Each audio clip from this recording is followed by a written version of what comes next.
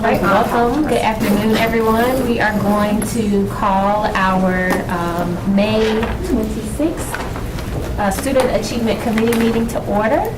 And today we are going to be reviewing our career and technical education update. And we will look at our attendance and also updates to our special education program. Before we get started, I would like to entertain a motion to approve the minutes from the April 28th, 2026 Student Achievement Committee meeting. So moved. Second. Okay. The minutes have been properly moved and seconded. And I will turn it over to Dr. Hill for our career and technical education update. Thank you so much, Ms. Gordon. Good afternoon, board members. This afternoon, our first of three agenda items that we have is our annual approval for our career and technical education CTE update with our local plan. I'm so delighted this afternoon to have the awesome director of our CTE program, Ms. Joanne Honeycutt, and also accompanying her is Mr. William Bill Seiler from our School to Career Council, who will also help us with this presentation.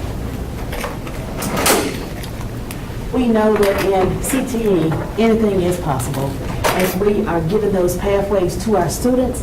And so this afternoon, we want to understand what those key indicators of performance in CTE are, discuss those identified needs from our needs assessment, highlight what planned strategies for continuous improvement we're going to need, and then also to review our local application components. This is an alignment with our strategic plan for priority 1 and their related metrics of our overall student population disaggregated by our demographics, who do in fact complete a CTE pathway upon graduation. And so therefore this is in direct alignment with our strategic plan priority.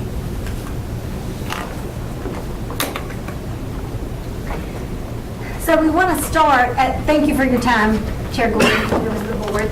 We want to start by giving you a little bit of a visual to see how the CTE program works with business and industry folks. And Mr. Seiler is here today on behalf of our School to Career Council to bring some additional historical context and also share with you some recommendations from that School to Career Council in alignment with the legislation. Wake County is very fortunate to have a structure, framework, system for working with business and industry partners that has a lot of rich history. But you can see that we are connecting with business folks at several different places or several different tiers. So the School to Career Council is the green box you see there. And all of these functions roll up to that council. So we have career advisory teams that are working with central services staff primarily in sector-specific knowledge, skills, and abilities that students should have when they go to work. We have our school-based advisory boards for our career academies. So we're working with career academy themes and helping those students be prepared. And then we have our school-based business alliance that's a cross-section of business and industry in that local school community to give guidance and advice, not just about CTE, but to also serve as a resource to that school. And so I did ask Bill, as I said, to give a little bit of history, so I'll turn it over to him to walk you through a little bit of background for the council, the work that they've done, some of our accomplishments that the council has helped us make, and then again the recommendations. Okay. Thank you all very much. This is kind of new to me. Used to present to the board all the time, but haven't done it in several years, so it's a pleasure to see the new board and to get to talk a little bit about this initiative that we created back in 1995. Prior to 1995, there was an initiative called School to Work, and the federal government dissolved that, and we, in the Wake County school system, under the guidance of Bill McNeil, thought that we should get engaged with the business community. His feelings were that for education to be successful moving forward, that the business community was going to have to be involved. And so when we started this initiative back in 1995, as you see up on the slide, my reference was it was like a seventh grade dance. We had business and industry on one wall, we had educators on the other wall. Everybody knew we needed to dance, that was the objective, but no one knew what the other was going to do or could ask. And so those first few years were difficult, but we finally broke through, and we have come a long way in those 30 years, and we just celebrated our 30th anniversary, so it's been interesting to see. In 2014, David Wiebe, who then had Joanne's job, approached the council and said, hey, we need somebody to look at our CTE program and advise me and my staff as to are we doing the right kinds of things, and would you all be interested in getting engaged with us? And we said absolutely. And so we kind of took on an additional role in 2014. And then in 2017, the legislature passed a law, Senate Bill 257, that went across the state that every school district had to have a business advisory board. And in that Senate bill, it laid out what the representation needed to be. And so the school board at the time, we talked to them and they asked us, would we be interested in taking on that role? And we talked about it and said absolutely. And as a result of taking on that role, we had to expand the council just a little. We needed to get an HR representative. We needed to get a school principal and a few other types of career people, which we did. And so we've had that with us since that period in 2017. And then as we looked at ourselves back in 2019, we said we've kind of evolved from 1995 to where we are today, and we need to probably have some ground rules and do a little better job with governance and a few other things. So in 2019, we wrote a set of bylaws, and we're trying to follow them with the help of Joanne and other people as we move forward. So that's a little bit about the background that we started with. Bill McNeil at the time was an assistant superintendent, and there was 4 business professionals that worked with Bill and came up with the Business Alliance, as we called it then, and we were basically just trying to get the business community engaged. And then as Joanne pointed out when she showed you the model, we since have gotten involved with the academies and the CAT teams, as we call them. So one of the some of the accomplishments in the last 30 years we've engaged and are working with over 900 businesses. Each of our high schools has a business alliance, and 24 of our high schools have academies, and we have academy teams. And I happen to serve on an academy team at Wake Forest High School because I'm a construction grunt, and we helping them get that reestablished because it kind of died during the pandemic. So all the schools have those that have the career advisory teams that have the what's the word I'm looking for? The academies. So it's a great opportunity with the businesses coming in and getting to see what we're doing, and so it is a very good, I guess, interaction between the business community and the schools in those meetings. We have also, through the years, developed a few events that are very positive that we see, Extreme Beginnings being one of them, and that's for our juniors and seniors, and then also Great Explorations, which is for our freshmen and sophomores. And we bring the business community into those events. They volunteer, and we do different types of interactions with them to expose the students to the careers and other things pertinent to them, understanding what lies ahead after their graduation. On the structures, as I said, we've got now 37 career development coordinators because we have 37 high schools now. We have the 24 career academy coordinators, and we have a regional alliance chairs. There's 9 of them. We align with the assistant superintendents in the regions that Wake County has, and then, as I said, the career academies. So as we look back on 30 years, we feel like we've done some good things, but there's lots of opportunities, as you might understand. We want to talk a little bit about opportunities for our middle schoolers. We have the opportunity to have a halftime CDC at our middle schools, and it's up to the discretion of the principal as to how that CDC engages. And sometimes they do engage with business, sometimes they don't for other reasons. We're not being critical of anybody, but as we, as business people see, making students aware of careers in middle school, we think would be a very beneficial thing for them.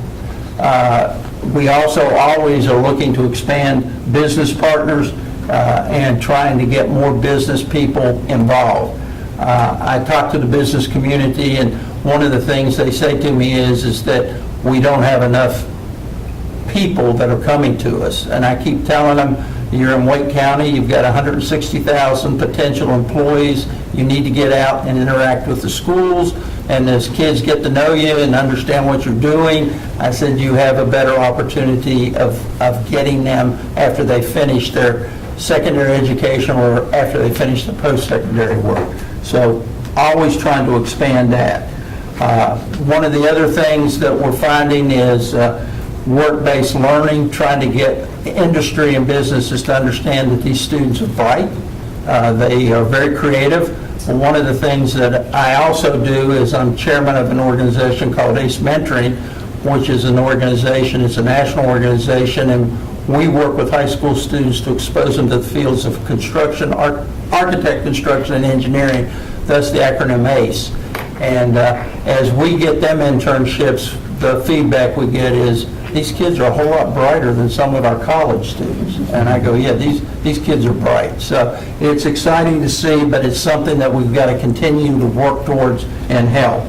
And then, as everyone knows, we need more funding. And, you know, we know that's not something you all can control, but it's something that we're trying to make our legislative community know that when you're number 1 in business, but you're 43rd in teacher pay and 50th in student expenditure, that maintaining the number 1 business rating is going to be a challenge. And so hopefully we are trying to get that word out to the business community so that they can give some feedback to our legislators. So that's a little bit about this, about the opportunities that we see that lie ahead, and we appreciate the opportunity to share some of this with you. So I'm going to start, and we're going to go probably at record speed through, I'm sorry. Can we hold off for one Sure. second? We have a question. Can you all just expand a little bit more on the middle school opportunities and what's going on there, and kind of the, you said some middle schools are taking advantage, others are not. Is it magnet versus non-magnet, any of that stuff? Just kind of some more information there, because it sounds really interesting and I don't know anything. Sure. So we allocate to middle schools months of employment for CTE teachers Right. from the state budget that we have. And in that allocation, we give them a half position, either 5 or 6 months, depending on whether they're traditional or year-round, for the role of career development coordinator. Some schools, you leave that allocation for career development coordinators, and so it could look like a teacher teaching half-time and having an extra block of time to do career development activities for the students. Or it could be someone who just works half-time being that career development coordinator. Some schools, though, because we're not able to give them enough months for teachers, choose to convert that career development resource to teacher resources. So that way they're able to serve the students in a more structured classroom capacity than the career development capacity. So are the CDCs, the career development coordinators, is that funded by the state? Or is, so what we need is, so obviously the state not providing enough teacher employment months is problematic. So if we had additional, I'm gonna say it to you this way, if we had additional months from the state, Yes. then we'd be able to allocate more months to schools, regardless of the program, general statement, to schools that would allow them to have more teachers for the demand of classroom instruction that would free up the career development months to do career development. What tangible benefits are we seeing from them at the middle school? So there's a good bit of research about exposure to careers earlier and more often.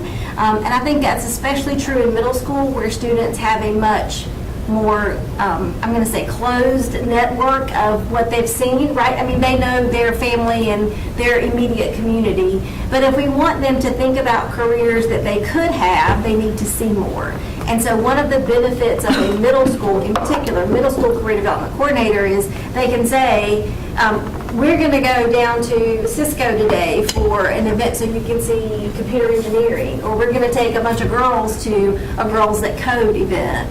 And so it really broadens their perspective about what things are possible.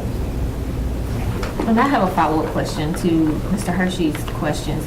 How many middle schools do we currently have CDCs in? So all of them are allotted at the half position. And I'm afraid to give you a number because it depends from year to year. It could change how many of them ask to convert that to teacher months versus career development months. On average, I would say 10 to 12 schools ask for that exception or that conversion. Okay. Okay. Because I was going to ask, can you give me this year's numbers? And where they are located? We can follow up. We can follow up with that for sure. Okay, Yes. thank you. I apologize for interrupting. That's okay. So we're going to go really quickly through kind of the state of where we are, finishing up 24, 25. And I'll apologize in advance. Some of these are still blank data points because we don't have the data back from the Department of Public Instruction yet. But we'll start, as we always do, with the graduation rate. Again, we are super excited that the graduation rate for CTE concentrators is over 99%. We've been in that range, 98 to 99% for many, many years. We're super excited about that. We're performing better than other folks in the state in CTE, but also better than the district's overall graduation rate. We move clockwise around this graphic. We're serving about 62,000 students in grades 6 through 12. And those are individual students. They constitute about 123,000 enrollments. So lots of students take more than one CTE course per year. And 8,780 students completed concentrations last year for 24-25. And that's important. I'll talk about that real quickly in just a minute. We earned 33,775 industry-recognized credentials or certificates, whatever word you want to put there. It's our highest in the history of us collecting this data. We lead the state in that, and we're well ahead of other comparable districts in terms of the number of credentials earned. What's really exciting to me about that number is the percentage at the bottom. Nearly 80% of our seniors who graduated with a concentration left with at least one industry recognized credential. So that really embodies that idea of a high school diploma plus something else to be ready for the workplace as they leave us. In the middle there by the pencil are the percentage of concentrators who earned a level 4 or 5 on the associated end of course exams for these measures of high school students. And so we have work to do here. We would like for this to be higher, but we feel really good about how well our students perform.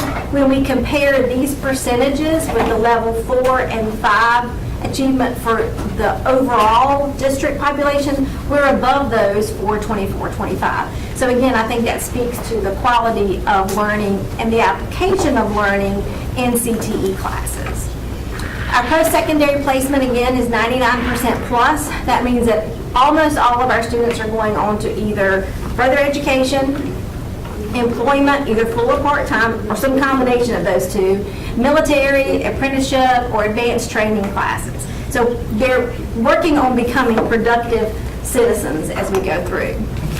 And so the next slide talks about the benefits of, that's just compared to the year before.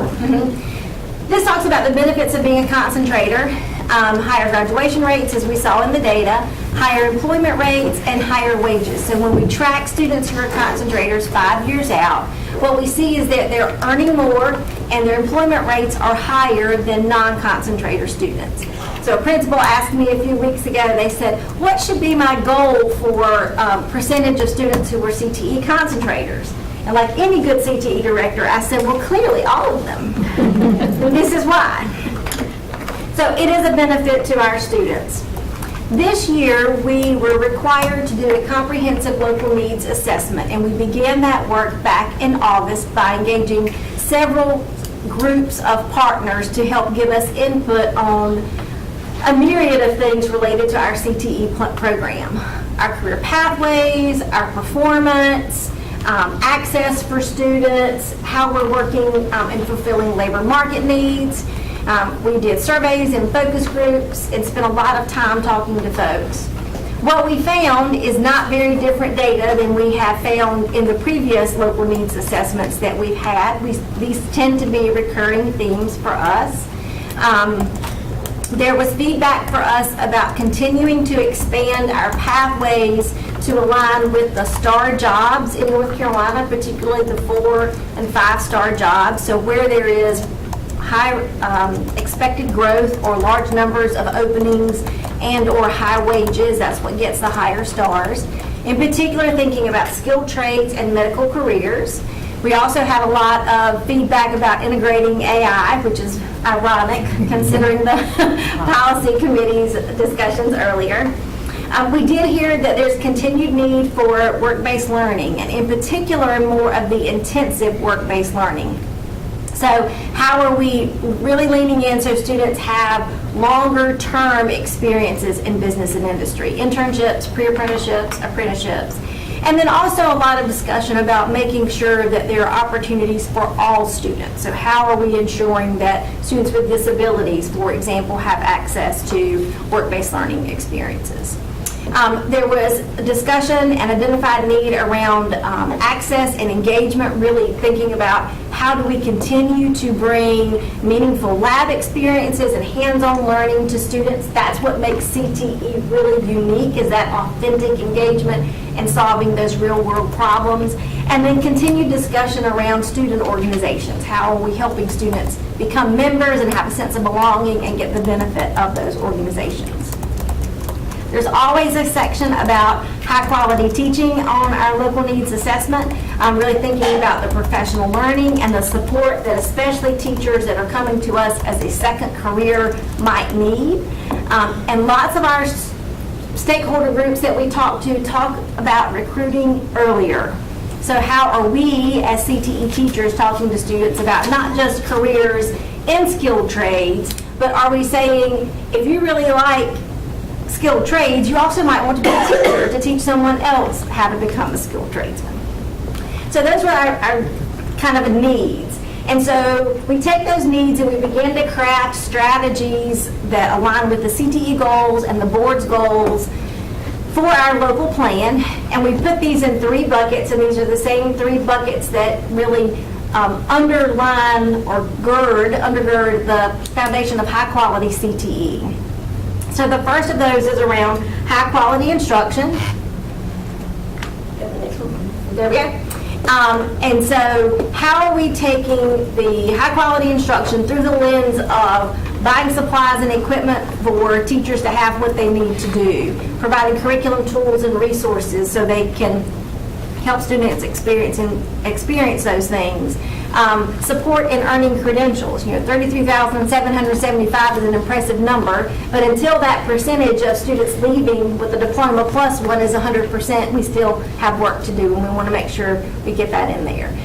We support special populations and making sure they have access, and that we have removed all the barriers that we can for them to be able to participate, and then that work-based learning. And you heard from Bill, that's also one of the areas that the council is recommending that we expand. So that's that alignment to labor market, size, scope, quality, and all of that undergirds that quality instruction that would happen in a CTE classroom. We also will continue to support career academies. We've not added any new ones since we had this graphic last time. That's been a little bit of trying to find the right fit to make sure the school is ready to implement a career academy, but also understanding that it does take additional resources to stand up career academies. We had a goal that every comprehensive high school would have a career academy in 10 years, and my clock is ticking on that. I don't know that we're going to make all of them, but we're still working really hard to make sure that's an opportunity that's available to students. Student experiences around student organization experience is also another one of our components of the local plan. We have for several years supported paying affiliate membership to the organizations that make that available, so that students are not prohibited because they can't pay the membership fee to be a member. And we're buying some things that help them be better prepared when they go to competitions. We also, with your support, have been paying a stipend to our CTSO advisors, so the advisor teachers who are working with the students who have time commitments beyond the regular day in order to make that come alive for students. And of course, a budget to help support their travel, because they do go places. So work-based learning is the next one, and it's really thinking about how we make career pathways come to life for students, starting with this whole list of things that happen in exploration, and then moving to, again, the more intensive work-based learning, where we have classes that have required clinicals or internship settings, to things that like District C, or now called Teamship, where they have some experiences within a class, and then expanding internships and apprenticeships.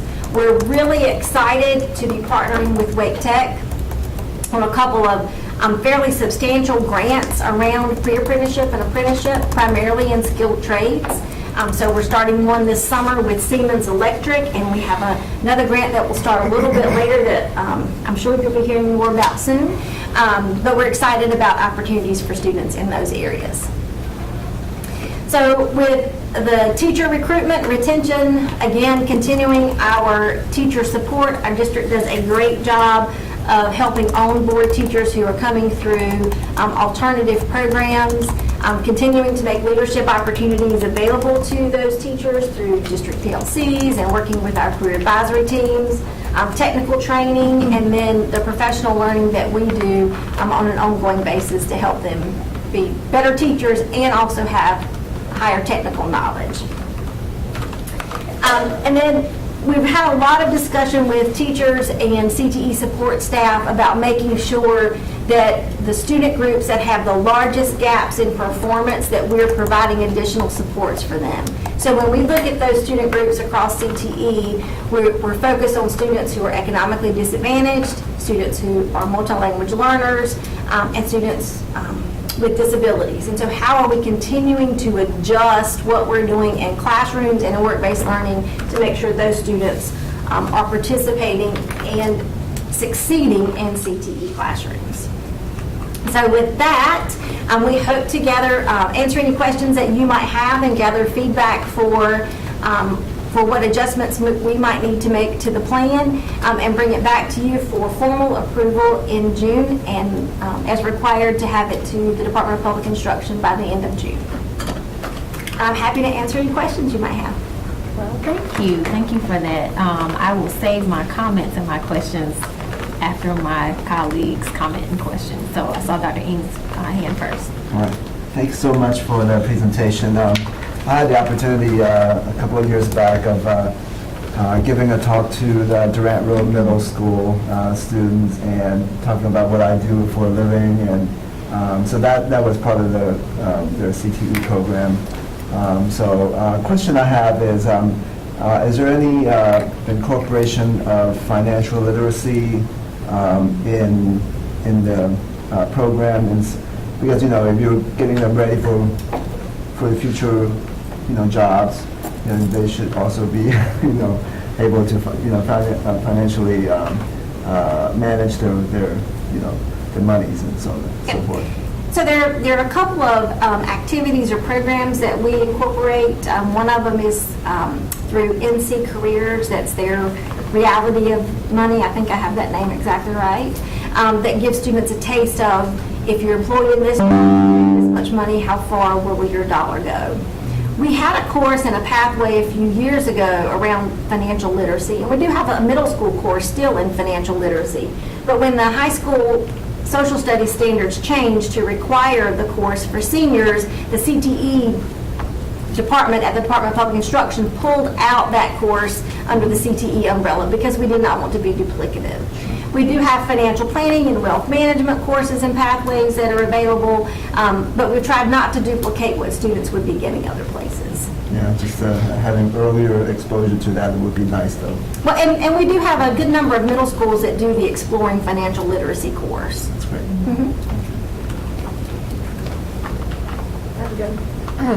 Thank you for this.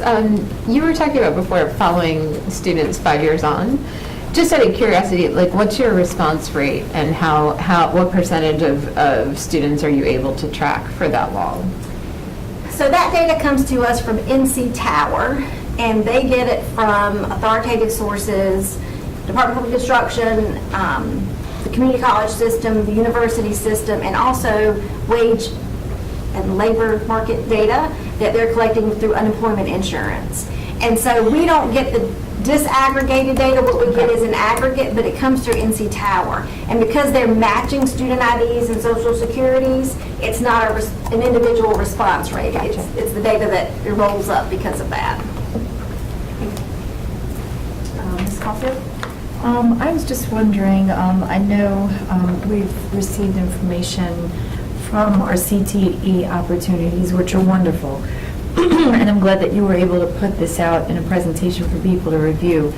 How do we regularly reach out to our families to let them know what specific opportunities are there? I mean, you've come speak for my board advisory, and but for the families to have specific details, sometimes it just sparks interest, like, oh, I didn't even think of that. So how do we reach our families with that? For sure.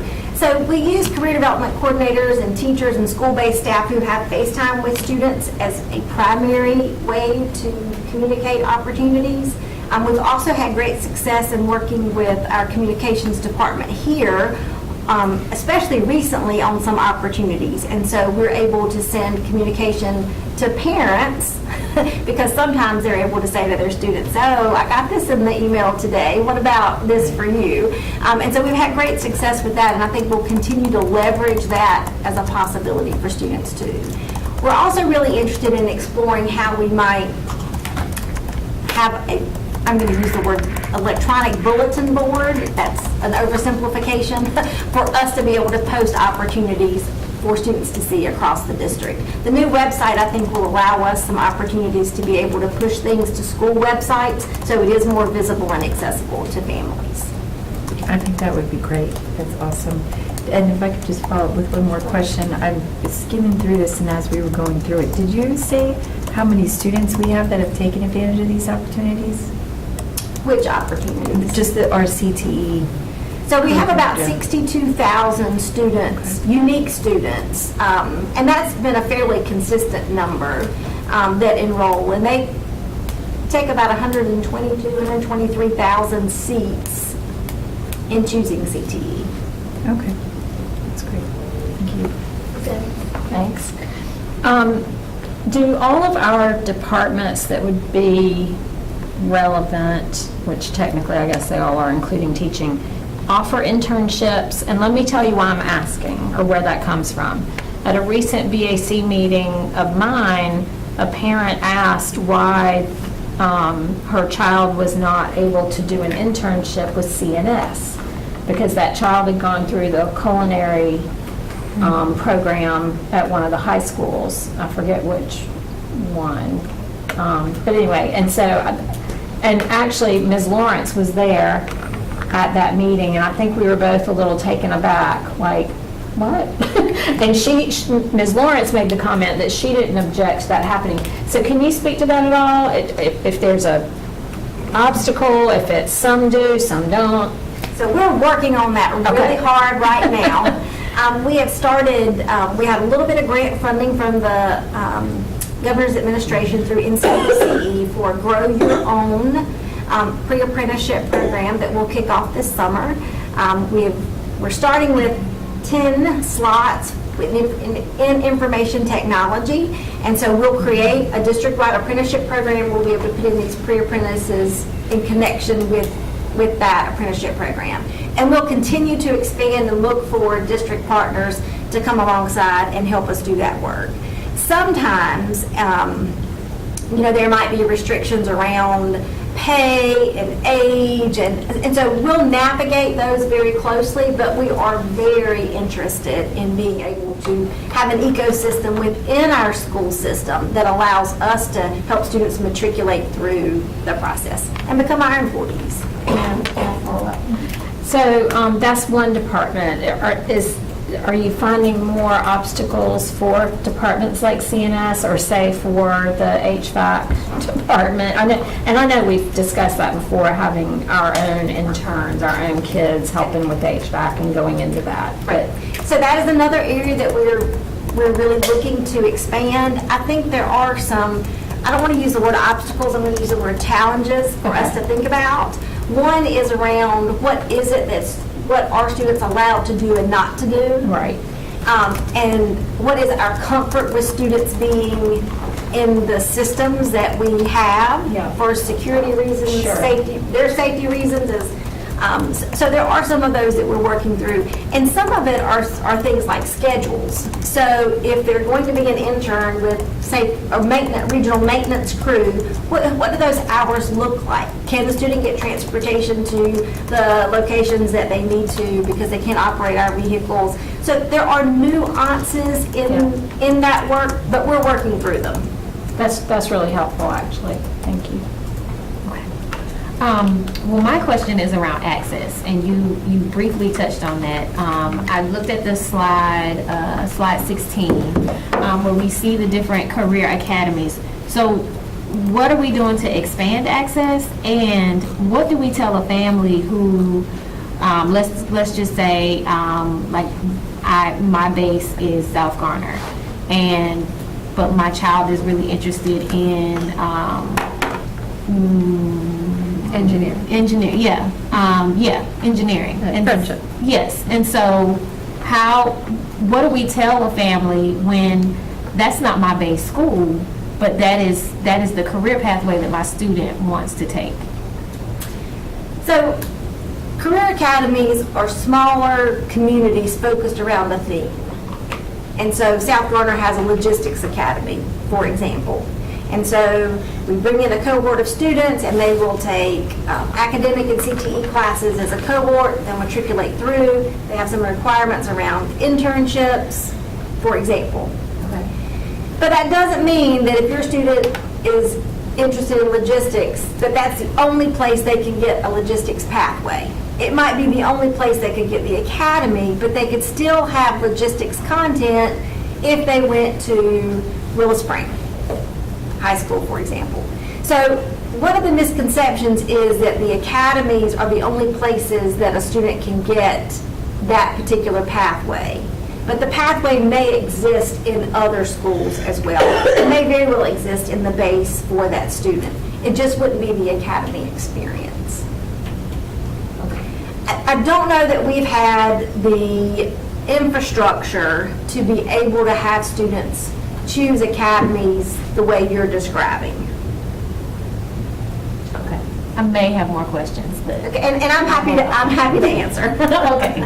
Okay, and then the only other thing, I know I asked my question about the middle schools, but I just wanted to make a comment. I think it is extremely ironic, and I just want to, say so that the public hears, I think it's extremely ironic that we are keeping the pipeline of our future, leaders and workers of the state and of our district. We're clearly adding to that pipeline on a regular basis, but we are not getting the financial support that we need to ensure that pipeline is not disrupted. And so I can appreciate the work that is being done with the CTE program, despite the lack of funding that we are receiving. And so I want to clearly state that. So thank you. We appreciate your time this afternoon. Thank you. And Ms. Gordon, we'll bring this to the June 2nd for full board approval. You're welcome. So next up, I think we are going to get an update on attendance. As we transition, we wanted to bring our team to the table, looking at how we can examine that district-wide framework for our attendance.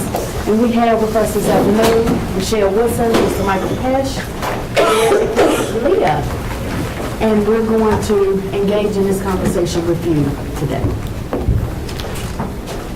All right, I kind of was going to do what she just did. I'm really glad to see you all today, and we're excited about this topic. This is going to be an exciting adventure for us as we go forward. So pass it over to Michael. Afternoon, everybody. It's good to see everyone and be talking about this very important topic. This is Leah Powers. She's our attendance and court coordinator in the social work department. I don't think she's ever been here at the table for one of these presentations. But she helped. We worked together to put this presentation together for you. So our outcomes today are to look at the attendance works diagnostic that they did for the district. We want to review the recommendations that they have for us, explore the work that we have in progress already, and then talk about what the next steps will be that will start as soon as we finish this meeting today. Of course, we want to be able to look back at our district strategic goal, and this is around goal number 4, attendance, and that by 2028 we want to have 95% of all students in attendance at least 95% of their days in membership, eliminating disparities by race, ethnicity, gender, and socioeconomic status. We're going to talk a lot about that today too as a key part of the findings and recommendations. This is a slide that you have seen before, and we wanted to just bring this up again to refresh your memories about where we are with chronic absenteeism versus truancy, and kind of a picture of where things were pre-pandemic and post-pandemic, nationally, statewide, and then in Wake County. So right before the pandemic, from a national standpoint, there were 16% of students were chronically absent. And chronically absent means that they've missed 10% of their enrolled days. This is different from truancy, which is unexcused absences, and when you reach 10 unexcused absences across the entire school year. Chronic absenteeism accounts for excused and unexcused. And then after the pandemic, about a year out, we were seeing nationally about 30% of students who were chronically absent. At a state level, 15% of students before the pandemic were chronically absent, and for North Carolina, just after the pandemic, we saw 31% of students who were chronically absent. And here in Wake County, we too were 15% of chronic absenteeism rate for Wake County schools, and then right after the pandemic, we were at 22.5% chronically absent rate. And that is, of course, a lot better than where the state and the country was doing. So we were doing something right then, and it has gradually gotten better. We'll look at those numbers. Back in December, there was a strategic goal update around attendance that was presented to you. The bottom in blue, you'll see the number of days, or the percentage of students who were chronically absent 22-23, the next school year, and then for the 24-25 school year. So that number continued to decrease from that 21.5% to 20.5%, 18.9%, 18.8%. It started slowing down. And then this number of students who were meeting the goal that we have, our ambitious goal of 5% in chronically absent. We had 22, 23 each school year. They were at close to 50%. It dipped a little bit the next school year, and then 24, 25, just over 50% of the students were meeting that goal. Here's where we are today. Right, these numbers were pulled from April after the first 3 quarters of the school year. We're at an 18% chronic absenteeism rate for the district.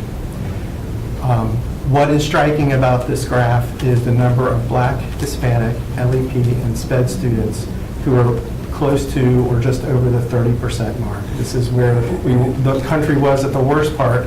Those groups are still sitting there. So while we have some groups that are closer to that 5% rate, and as a district we're at 18%, we're very concerned about those special populations here that we have listed. And that's something that we need to talk about.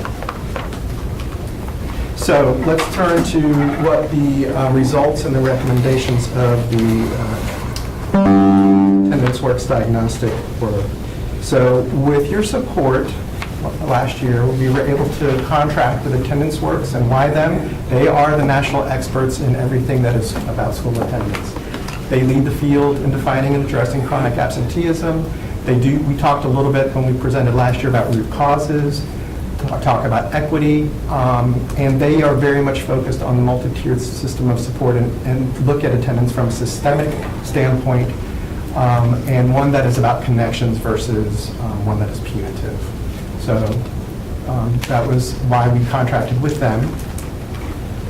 And I want to talk a little bit about the methodology they used during this audit that they did last year. So they did use a mixed method, which was quantitative and qualitative research. They did a deep dive into our attendance data over many years and looked at many systems in the district. Leadership, MTSS structures, everything that they could possibly get their hands on, they took a close look at. They did surveys and captured insights from 1,394 educators, including 744 district school staff, 650 people who were classroom teachers. They also did leadership interviews. They had 56 individual sessions with 33 principals, 23 central office leaders, and all 9 area superintendents at the time. And then they also did focus groups. They had 10 of them, and this was around their specialized support personnel, mainly social workers, counselors, psychologists, nurses, and they did this across every region. So, while there was a lot of data to go over, I do want to share 7 figures with you that I think are very relevant to our conversation today.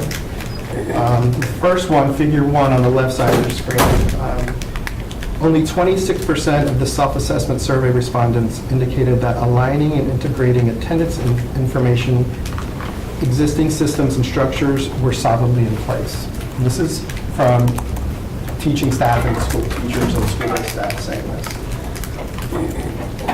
On figure 2, only 26% of the self-assessment survey respondents indicated that school leaders have a data-driven plan to improve attendance. On figure 3, just 13% indicated that the district built school-level capacity to implement a multi-tiered approach to address chronic absenteeism. And then in figure 4, only 19% indicated that the district attendance guidance was solidly in place. Figure 5, 23% indicated that the practice of reviewing disaggregated attendance and chronic absenteeism data was solidly in place. And in figure 6, 48% of teachers reported that they either disagreed or did not know if the district had a clear protocol outlining teacher responsibilities to support students with absences. That's really important because they either disagreed or they just didn't have the information to be able to know what they were expected to do. And then finally, on this slide, only 9% indicated that the district's community-wide communications campaign to promote the importance of attendance was solidly in place. 9%. So Attendance Works did give us some strengths of a lot of things that we have in place, which are very good. One is that we have a strategic foundation, and that means that we have a strategic plan and we have goals set for attendance. Some districts don't have anything like this, and they were very impressed that this is embedded into the strategic plan for the district with a clear mandate to have attendance goals. Also, we have a regional infrastructure. We have area superintendents and a regional support team that's providing a model that's ready for mobilization with attendance work that needs to be done. We do have specialized talent with our student support services team members in school who are already actively engaged with students and families and doing the work now. We have operational baselines. We have the MTSS flow charts and updated attendance procedures. Those are still being tweaked and they will continue to be over the next year. But that is a starting place to have some consistency across the district. And we do have community partnerships. We have existing agency partners that provide health, mental health, and extended learning opportunities for students.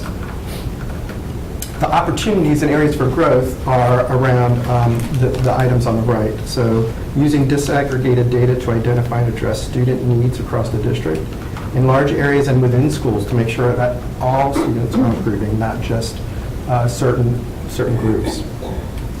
Intentionally integrating academic behavior and attendance into one cohesive system that requires considerable effort and a shift in thinking, moving away from siloed work into a cohesive single system. Putting a real emphasis on prevention and early response. We tend to live in Tier 2 and Tier 3 activities where we have had a history of working with truant students. Who's missed more than 10? Who's out of school 75, 80 days unexcused? And we have really not put enough energy into preventative and proactive approaches. And then tapping district leader expertise and building their capacity, which then in turn builds the school capacity to be able to do the work. Ensuring all schools are embedding attendance as a core priority in their school improvement plan. Most of the schools do have something in there, but we want to make sure all schools have it. And then creating a central, consistent instruction and communication plan. So, how do we do that? Attendance Works is suggesting that we don't look at it as siloed issues, but instead adopt this type of roadmap for change. So the framework that you see here is one that moves us from a reactive approach to a proactive one. It includes capacity building, actionable data, positive engagement, strategic partnerships, adequate resources, and shared responsibility, all being driven by the district, not one group, not one department, but the district, along with the community. Schools can't do it alone. And all of this will then support the schools, which in turn supports the students and the families. So to begin that shift, they gave us 6 core recommendations for us to consider. Number one, and in the first 3, I want to talk about our foundational changes designed to break down the silos we identified. So the first one is about utilizing the MTSS framework with our strategic plan goals. Right now, everything is, again, treated as a standalone initiative, and we want to make sure that, and rather than see it as a separate project, this is more of a systemic, cross-departmental leadership team that is managing this. So really the formation of a district-wide team. The second recommendation focuses on creating a more centralized professional learning process. The audit found that our professional learning seems to be isolated and not coordinated by a central team. And so collaborating closer with the Office of Professional Learning ensures that every staff member is getting the same type of training, no matter what part of the county that you're on. And then the third recommendation is leveraging our regional support team model. While I already have that in place, it's not being used to its full potential, and so we want to incorporate the attendance work into the regional model, along with the behavioral and academic work that needs to be done. And then the final 3 recommendations are more about the community-facing work that needs to be done. So the fourth recommendation is to ensure sufficient resources and funding.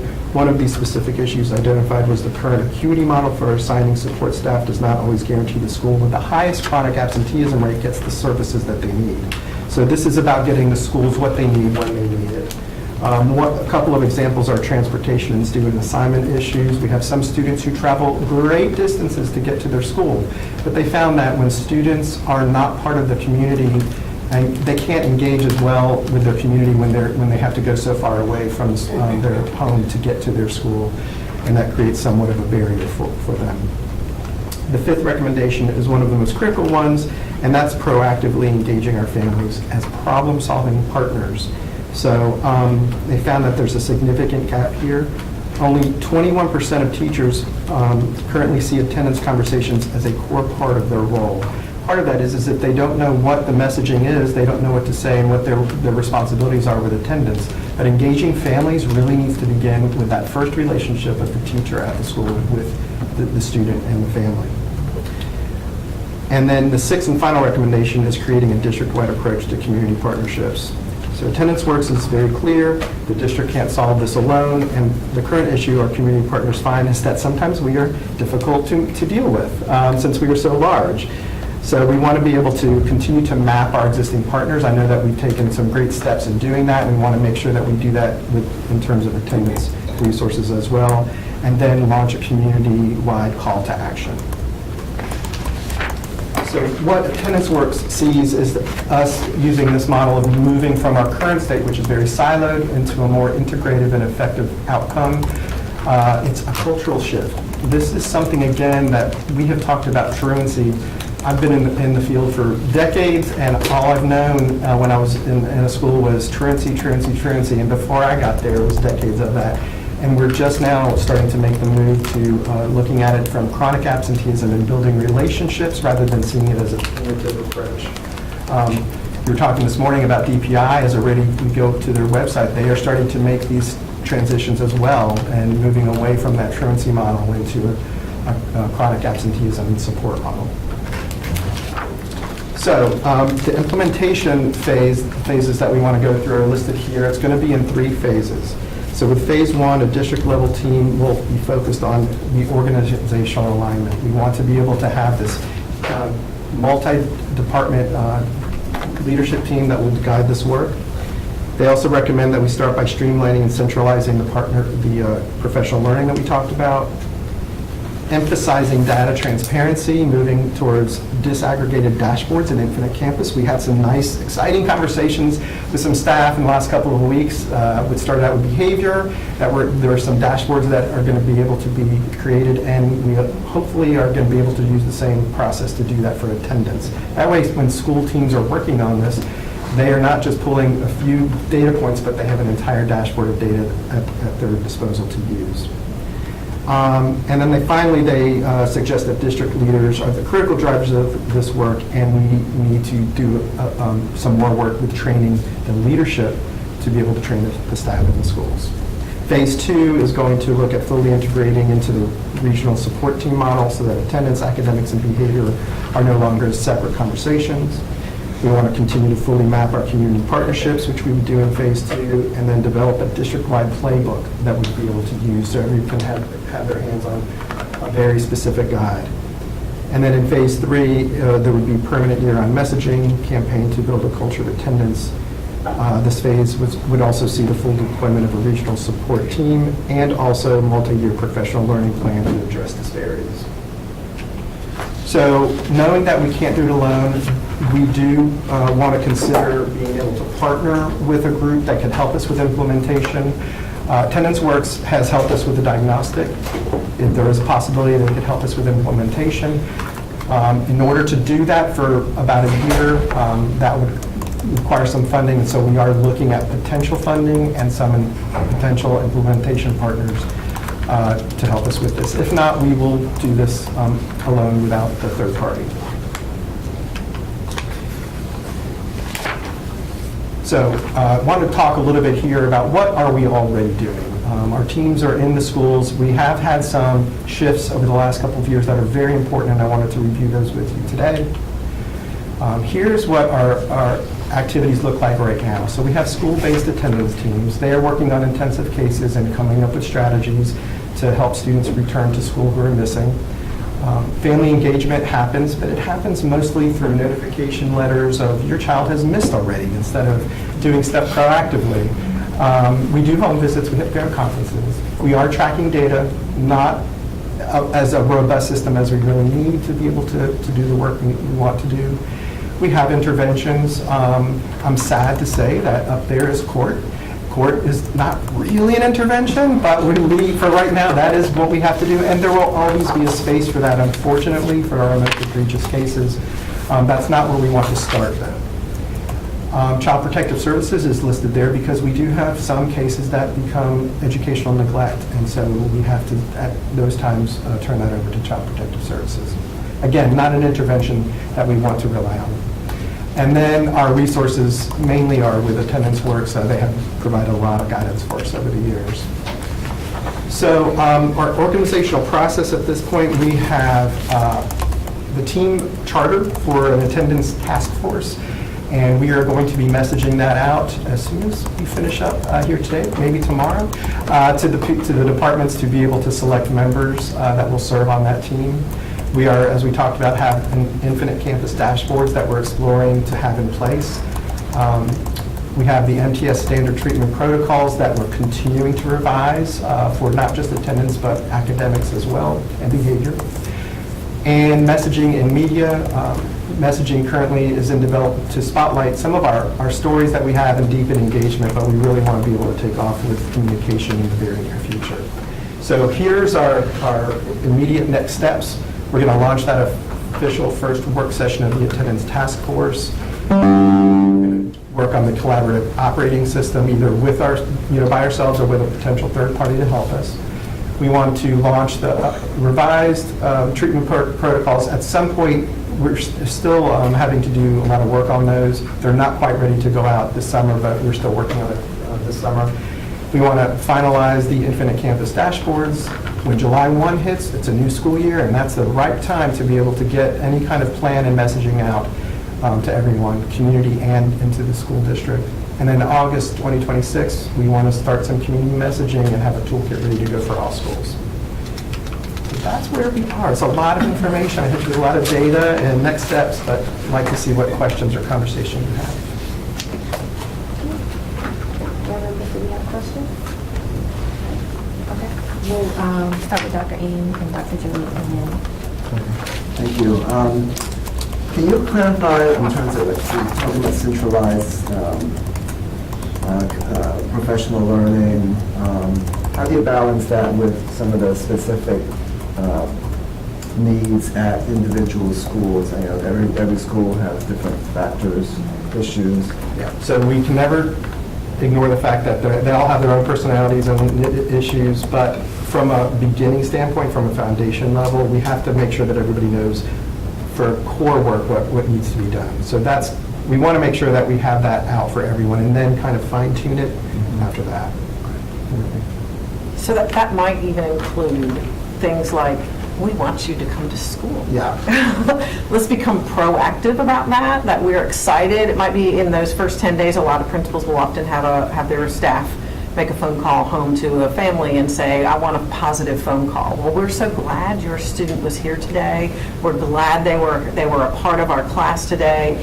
Let's start creating a little bit more of a positive momentum. And if we can get people across the board to be doing that as kind of, we call that core work, right? That's what we want everybody to be doing. Then we can add to that as we need to do nuances for a specific area based on where they are.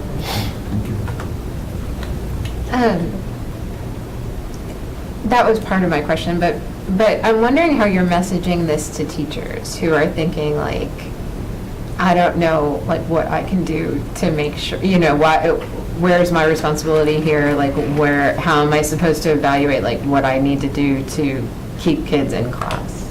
And that's part of the work that we have to have the task force first to be able to have those discussions, because so Lee and I are a part of the social work department, and we have a very limited scope. I mean, we know quite a bit about attendance, but we really need the other partners to be part of that conversation. And so once we have that group together and we can develop that plan, I think though that's very important, is because they don't know right now. Clearly the numbers were showing that. They don't know what they're supposed to be saying to families. So that's something that the team would have to start working out in terms of what's needed, how we would do that in terms of a playbook, and then training.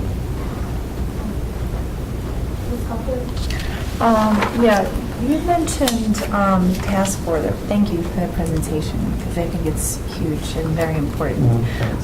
You mentioned task force. Is that more a departmental thing Or is that more like a truancy officer at individual schools? Yeah, so it's a great question. So it's going to be departmental, where we're going to have academics, we're going to have special education, we're going to have area superintendents. It's going to be driven really at the chief level, and something that's, I would even say district rather than just departments, right? It's going to be a district team. And it's going to focus on building the connections, building the plan. Truancy is always going to be a part of it because there's the compulsory school attendance law. We cannot ignore that, but that will be one small part of what the entire plan will be. So if I can follow up, how will we connect with some of these students and families that are struggling with like just a crazy amount of absences where we know it's really affecting their education outcome, right?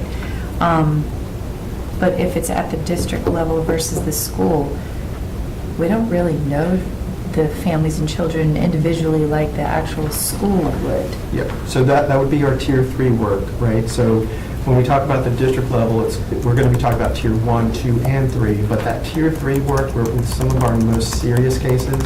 So for example, Leah does the court alternative program sessions with families who have reached that level. They'll come in and they'll have a session to talk about what are all those struggles that they're having and what else can we do to avoid having to go to court with this case, right?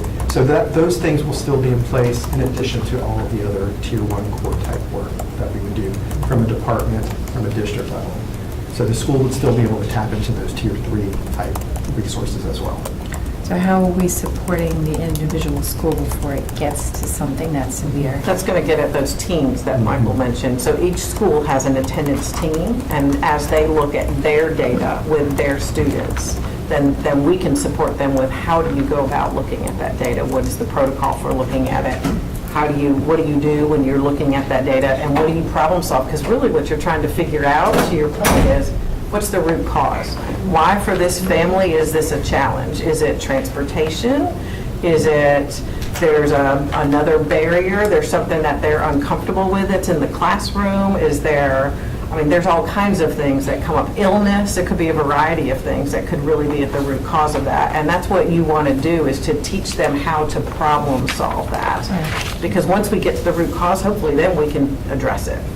Because, Ms. Caulfield, when you have a multitude systems of support, you know what to automatically do when there's an attendance issue, when there's a behavior issue, when there's an academic. So how are we building those systems so that our schools will have the toolkit in order to respond and know what to do, and it becomes a system so that if Mr. Passion leaves his school, the system is still there for sustainability to carry on. Right, which sounds great, because it's like you're starting with the school and training. You mentioned the funding, and you were talking about using an outside source. If we didn't have funding, we would have to do that on our own. So just creating all these other layers, when you talk about silos, when you get all those other organizations and layers in there, sometimes that creates the silos.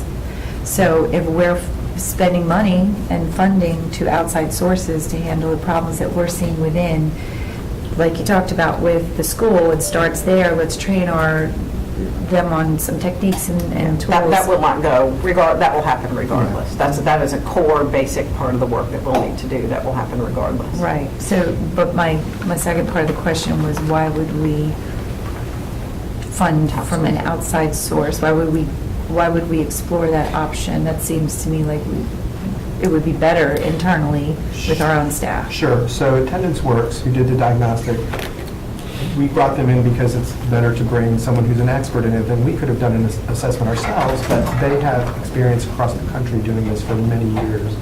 And if it was someone like Attendance Works who was helping us with implementation, they bring with them a lot of research and data about how to make an implementation plan work much more effectively than what we could do.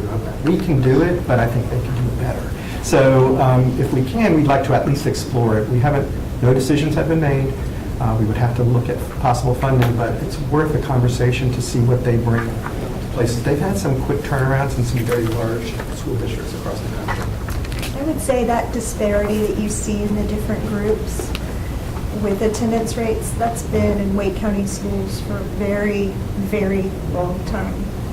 And I think we're at the point where having some eyes from people who have tackled that type of disparity in other large school districts. We need help with the system itself, or we're going to continue to see this year after year after year. And that is really easier with someone else coming in, because then we can all be friends and get along. It's someone else telling us the hard things.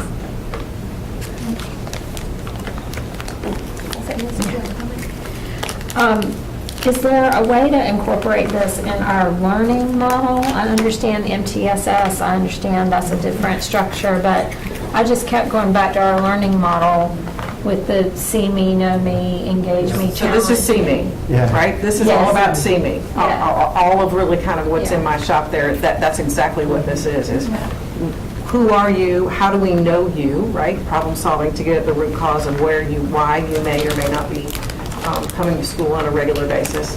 And what do we do to problem solve so that that doesn't happen? But it is totally a part of that learning model, absolutely. Okay, perfect. It wasn't clear to me just because it wasn't part of the presentation. I didn't know how embedded the Yes. attendance piece was in the, And we know that attendance and behavior and academics go together like this. A whole child, right, has that whole picture, and we have to think about the whole picture, which is what Michael referenced multiple times over, is we don't want to just look at attendance by itself, because attendance will likely impact their behavior. It will also likely impact their academics. And we could say the same thing from the other lens, right? If I'm not a good reader, that might impact my behavior and it might impact my attendance. So we need to look at the whole picture to try to problem solve what that looks like. thank you. Yes, thank you for that. So bear with me because I have a couple of questions from board members who could not make the meeting today. Okay? And then I will try to intertwine some of my own. I want to start with Ms. Woodson's comment, your comment that you just made about the whole child. What was really glaring to me when I looked at the information presented was that there was one big piece that was not included, and that's feedback from parents and families. Y'all know that. I'm going to say that every single time. It's okay. And we ask about that, actually. We ask attendance works about that. Yeah, we decided with this audit, they wanted to focus just on what our system structures were for this. Doing families and doing students is a whole nother level. Not to say that we wouldn't get there at some point, but for what we had going on, they thought that just doing systems and structures probably was the best place to start, because you could see at a glance that there were some major things to look at. That would have taken us in a whole different direction, and so we did decide with them to just stick to a district audit. Down the road, that has to be a part of the Yes. work, though, right? We have to get into that. Yes. That has to be a part of where we're going. Absolutely, and respectfully, I want to push back against that because, historically, it has been the systems that have been put into place that often affect our most vulnerable and disadvantaged families the most. And those families are the families that are not given the opportunity to give input. So I would ask that as a part of, in addition to the data that we're looking at, that we also take a look at the what parents are saying and what parents are communicating. Their largest barriers are, we've talked a lot about, I know in community engagement, we talked about creating a welcoming atmosphere. And we know that that is yet another piece to this chronic absenteeism problem. So I want to say that, and what approaches have been done to fully engage parents so that they are not feeling like the blame is not being put on them? Yeah, so I agree with you completely, and I think once we have the task force established, that could be something we can do very soon. I mean, there's no reason why we couldn't do surveys ourselves and engage Right. parents. We're going to have to, right? So that, it's not to say that we would never do that. I think we really need to. And that's one of the things that they pointed out, is that our practices seem to be focused on any messaging is really more leans towards punitive approaches rather than how do we connect with you. When Ms. Woodson said, "We want you here," needs to be the message, versus, "Hey, you weren't here, now you're going to be in trouble," right? So that's part of the work that we have ahead of us. Okay. And I think engaging them with asking them some questions is called for. Okay. There's also a question about the data that was presented in the cause. So how many of these cases are related to contracted transportation? I know somebody mentioned transportation. I don't know that we have that level of data. We just know that when they give a reason for why they were not there, it was because of transportation. But I think that those are probably next steps. I know that Lisa Allred and I have had this conversation with transportation in the last few months about this very topic. Why and where? Because if we just look at the big picture, we're not going to ever really disaggregate or figure out how we solve the small problem. That will, I think, get to a bigger solution before we're done. Yeah, absolutely. I know that I've had conversations with 2 or 3 parents within the past 2 weeks about transportation. Either transportation is not coming on time and therefore, a parent has left for work and the child can't get to school, or various reasons, but I think that is something that we should also take into account. Another question that is referring to the data on slide 6 and the breakdown of that data even more, like how many of the subgroups fall into multiple categories. Yeah, we can look at that Yeah. and try to get you that information. Okay. And then I think, I know you talked about what exactly is coming up next for the next school year, and I see that the very first thing that you have here around procedure-wise is a district-wide rollout of community messaging, like a toolkit, correct? Okay. And I think, let me make sure I have all my... And with that, if I could just also recognize, we have a guest here with us today, Ashton Fisher from Capital Broadcasting.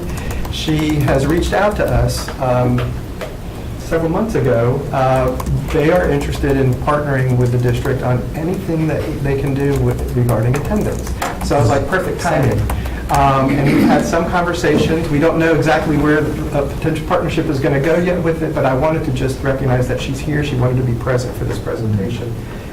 We've met with her, Lisa Luton and Matt Dees and I have gotten together just to have some initial conversations, but I think it's really good that we have one partner, and there could be many more who could really help us to do the work. It's going to rely on the community as well. So as we talk about messaging, I have a feeling Capital Broadcasting and their partners will be able to have a hand in that. Well, thank you for that. Is this a partnership that we need to look at budget? Those are the discussions that we're having. I have to say that. Okay, That's why I said potential partnerships. But I think they came to us saying, how can we help? And we're like, we would love some help. Can I ask though, as a point of personal privilege, can I ask that we try to move away from this perfect attendance award situation? Yes. There's a lot of inequities associated Yes, with that. there absolutely is, and research shows that really doesn't help motivate. It actually can cause a lot of harm for a lot of students. Thank you. And even if we talk about incentive programs, it's a mixed bag in terms of do incentive programs work. It's really about connection. I want to be here, you want me here, versus what am I going to get if I come to school? Right. An award, a prize, things like that. We want to instill that people want to be here. So that's what's behind some of this. Right. Dr. Joe? I'm sorry, did you have a question for? Okay. On that note, so another inequity that I'm bouncing around in my brain is, are there any discussions about what we can do to bring school to the kids who have, like, parental issues and things like that? Like, I'm just thinking about how we have like Crossroads Flex for kids who have, special abilities and all sorts of things. But then we don't have anything for the kids who perhaps are in family situations where just attendance is almost impossible, who are in the middle of terrible custody battles or anything like that. And so are there any discussions about how maybe we can, introduce more virtual options or things like that? So there are some constraints around that with regards to what the Department of Instruction will allow us to do, because they require that students are present in schools. But we do have we have a lot of flexibility in Wake County, more than most any other district, as far as certainly when you look at the magnet programs we have across the board, and our high schools have a lot of opportunity for things like that are certainly there. But we do try to engage with virtual options whenever it is possible, and we will problem solve that with a student and a family if at all possible. Thank you, Madam Chair. Just that surprise announcement at the end about Capital Broadcasting, I wanted to bring up, there are other people in the community as well, some with connections to Capital Broadcasting, that are very interested in this issue. Our former board member, Tom Oxholm, has spoken, very publicly about the importance of attendance and the benefits to try to get as many students, in the building and wanting to be there. And then with the A.J. Fletcher Foundation, again, they have a strong record of supporting public education, so maybe something could be convened around this topic and bring other partners, maybe as a principal partner, you put Capital Broadcasting on there, it maybe attracts more people to it. And you could get a good dialogue going, so I just wanted to throw that out. Thank you. Well, thank you. Thank you all for that. Thank you. We are on to our last agenda item today, updates to special education programming. Thank you so much, Ms. Gordon. Thank you, Tim.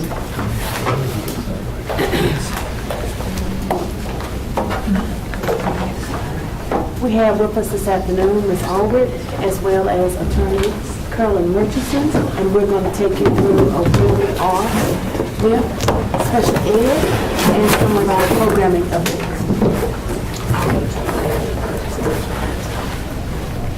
Good afternoon, Board.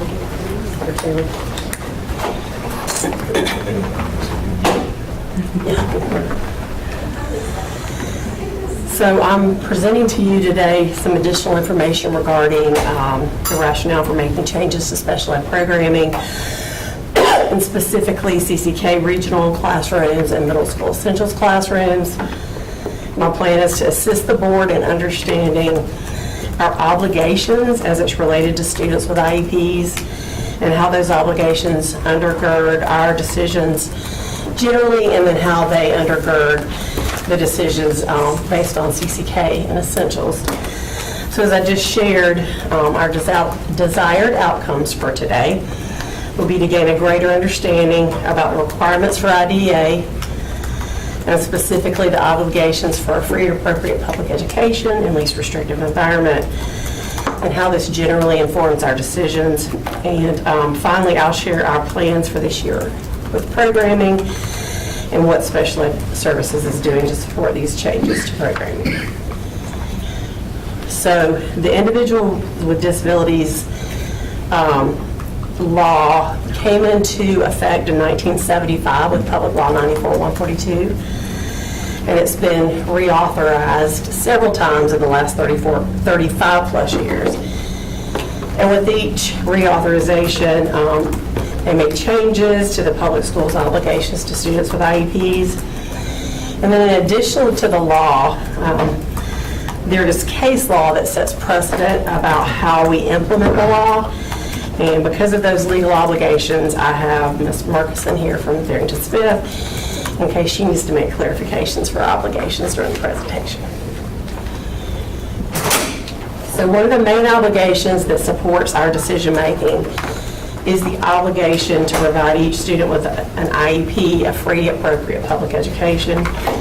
We are to provide all the special ed and related services that meet the unique needs of our students with IEPs, so that they're prepared to progress in their education and in their post-secondary goals. The obligation is shared clearly in this letter that I've put here, the Dear Colleague letter, and I've linked it at the end of the presentation for you all in case you all just want to do some additional study. The other major obligation is to provide the free, appropriate public education, or you'll hear us refer to that as FAPE, in the least restrictive environment. And that Dear Colleague letter that I just related to talks about the language of to the maximum extent possible. And as we look at to that phrase, to the maximum extent possible, when we're determining services for children, we're really best positioned to begin that conversation about how we might be able to serve that child in the regular ed setting with services and supports.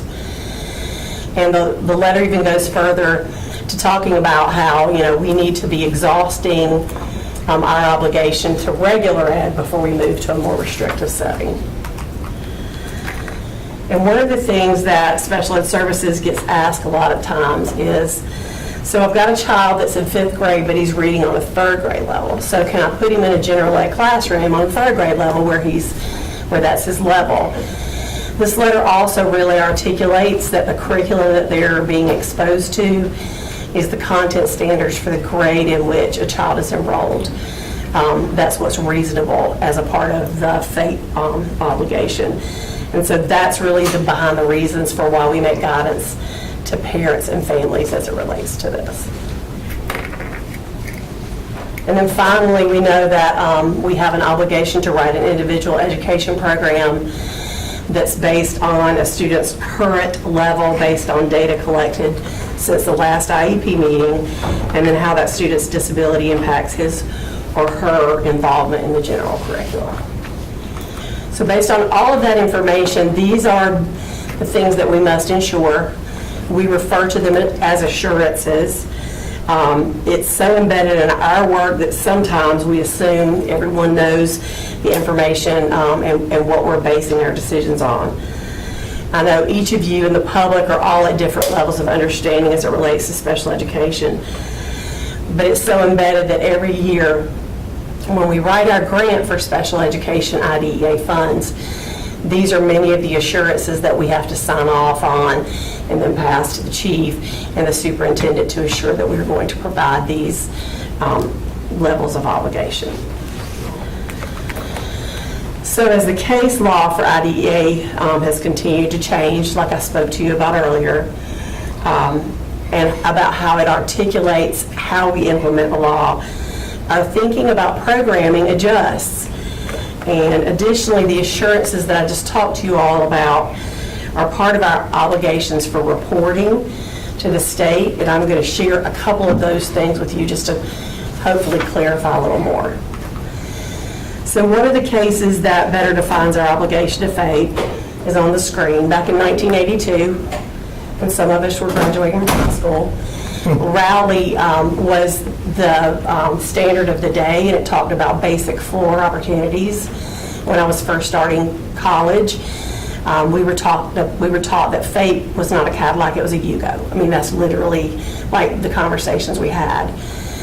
But in 2017, the Indrew case really elevated that standard to a much higher level. And if you'll see the quote there, it talks about that the IEP must aim to enable the child to make progress, because the obligation is that they're pursuing academic and functional advancement. And that, again, has informed how we plan for children with disabilities. Yep, absolutely.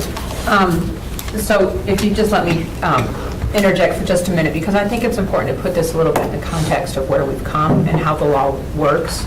The law is a dynamic process, and when you look at education law in particular, the most litigated area nationwide is special education.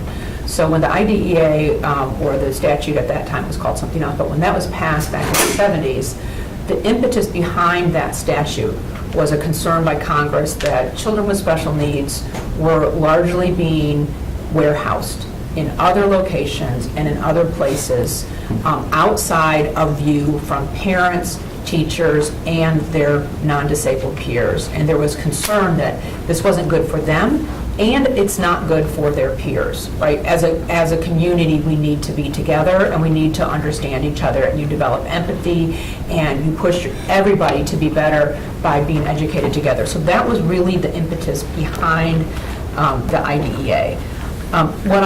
The other point I want to make is that the law is dynamic. So as we look at, this statute was passed in 1975, immediately what happens is, how do you interpret it? It's a very thick statute, it's very complicated, and so it immediately begins to be litigated because parents want it to be interpreted this way and courts want it to be interpreted that way. So what happens over time is that the courts will be divided as to how to interpret it, and so sometimes the Supreme Court weighs in. And so Rowley came about in 1982 because there was a disagreement as to what was meant by Congress when they said a free, appropriate public education, and so they created this basic floor of opportunity.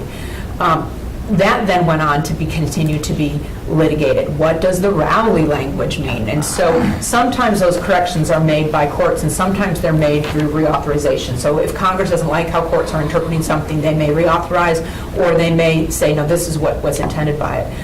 So at the time the Endrew case went up to the Supreme Court, and again, maybe I'm getting a little bit too in the weeds, but I think this is important.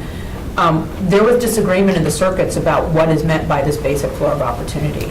So the Endrew case itself came out of the 10th Circuit, which had a very low standard of FAPE.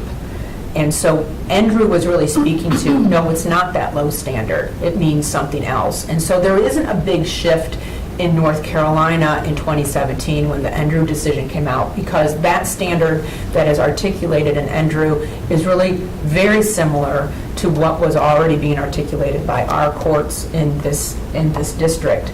But what Endrew did was it really helped clarify a bit nationwide about what it means, and they provided a lot more clearly integrated, clearly descriptive language about that. So I think that's really important.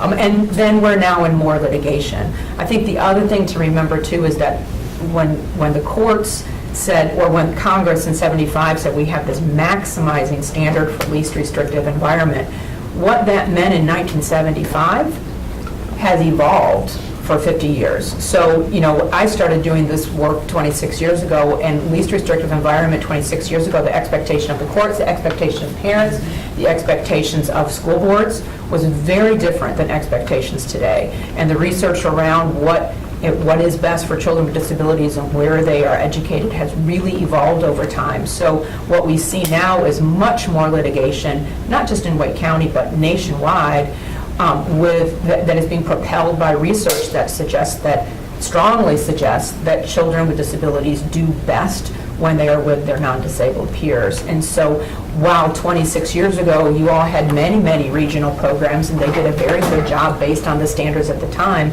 many of those regional programs have been slowly reduced and eliminated over time because there's a desire to bring children back into their base school. The other piece about the IDEA that I don't think is part of your presentation, but I wanted to point out as well, is that in addition to this least restrictive environment standard, there's also the requirement that children with disabilities be educated in the same school that they would be assigned to if they were non-disabled. So there's this requirement that we keep children, when at all possible, in their neighborhood school. So those two things between least restrictive environment and neighborhood school have evolved over time to mean something different than what they even meant 2 years ago or 3 years ago, and certainly what they meant back in 1975.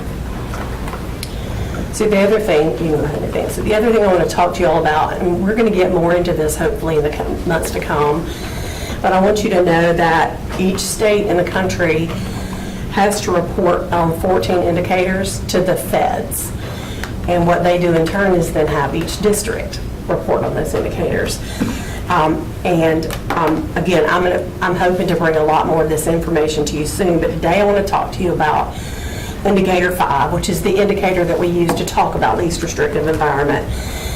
But I want to remind you that this data is 2 years old. It's always 2 years lagging. You can go ahead and go. So this data you're going to see from 23-24 is the last year. I'm expecting to get our determination data for indicator any day. We usually get it sometime at the end of May. So the Indicator 5 does three things. It talks about the percentage of children with IEPs inside the regular classroom greater than or equal to 80%. That's A. B is the percentage of children with IEPs in regular classroom less than 40%. And then C is related to public and private separate schools, residential placements, and home hospital. So this is the data that is the last indicator data that we have. So look, I want to talk to you about these charts, and all of these charts, the blue line is going to be the Wake County data, and the red line is going to be the target data that would determine whether we are in compliance or not with this indicator. So in this indicator, we want the blue line to be above the 80% line because we want it to be equal to 80 or more than 80. And you can see that for the last several years, Wake County has met the indicator for children that are spending at least 80% of their day in the general setting. The next section is about children that are spending the majority of their time in the special ed setting. And in this chart, we want the blue line to be below the red line. And so you can see that for several years we have not met that target. And what that means is the idea is that we are serving too many children in the majority of their day in special ed. And so that this is data that helps us talk about how can we do better? How can we move this data in the right direction? And then finally, the last one we usually meet very well. We want our data below the red in this, and this is children that are in public or private separate schools, residential placements. And I'm really proud when I think about a district our size and the number of children that we have that we cannot serve is pretty small, which is a really good thing. So based on that information, we needed to make some changes to our program to better meet the obligation to our students based on the information we have right now. And that really relates to what Ms. Markison was just talking to you about, as these changes have happened over time. So as it relates to CCK, there are three main reasons for making changes to programming. The first one that many of you really understood fully is related to the dual certification. That being said, that was in no way the only reason we were making this determination. When CCK was instituted several years ago, the landscape for special ed was very different, like Ms. Ferguson was talking to you about, and our obligation was different. And so as we looked at this, we determined that we needed to start making some different decisions. So now what is happening, and we are needing to ensure that our young students are in with their same age peers to the maximum extent possible. Because as Ms. Markison said, the research is clear that if we really want our children with disabilities to make the most gains, we put them with their non-disabled peers to the maximum extent possible. So you can see the data here related to cross-categorical kindergarten and essentials as it relates to the certification. Dr. Matillo in the Human Resources Department has reviewed all the transcripts and determined that there's a large majority of our special ed teachers that can apply for and receive a 5-year temporary license for dual certification if it's needed. And then within that 5 years, they take a test. When they pass the test, they would have full certification. As schools see that they need those dual certifications, they can reach out to HR. HR is happy to help teachers with getting the temporary certification. They have things to help them study for the test and all of those things. Additionally, special ed and HR collaborated together, and they've developed a system to track these licensure issues so we don't get to where we were a few months ago when we realized we had some issues with dual certification. I want to clarify one thing about the difference between CCK and Essentials. CCK is a regional program, and so children are not served in their base school. Essentials is a program that was in middle schools, and children were served in their base school. As we look at CCK, we don't need this additional regional program because we have extended content for children that need support, have low cognitive, and need that support. We also have the elementary behavior support classes where students with extensive behavioral needs can be supported as a kindergartner. So as I shared earlier, the current obligation needs for placement for students have changed, so CCK will not be continuing. And I'm going to share some of the data that supported this review. So this is the last 2 years of CCK data and where children landed after CCK. The gold area is children that promoted to first grade. The red area are children that moved from CCK to a regional program. And I want to talk to you a little bit about that, because what that means is for those children who have significant cognitive or behavioral issues, we transition them to CCK in a school, and then we transition them to a regional program. And those children typically have issues with transition, and we gave them an additional transition. And then the blue section are the children that were retained. And I think the research has been clear about retention of children.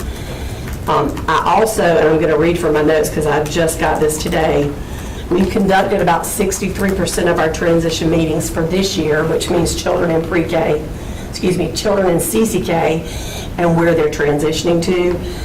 And currently the data looks very similar.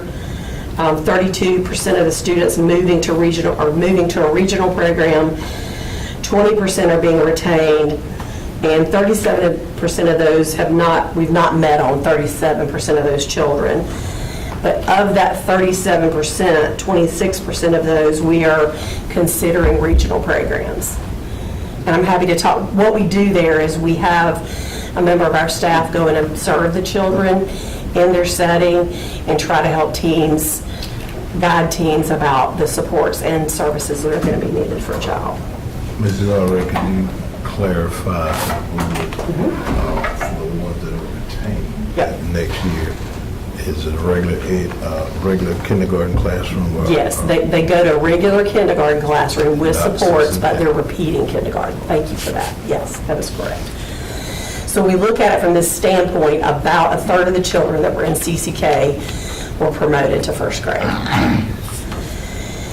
The next slide really gives you a little bit more information about the racial demographics of the children this year in CCK and what that looks like.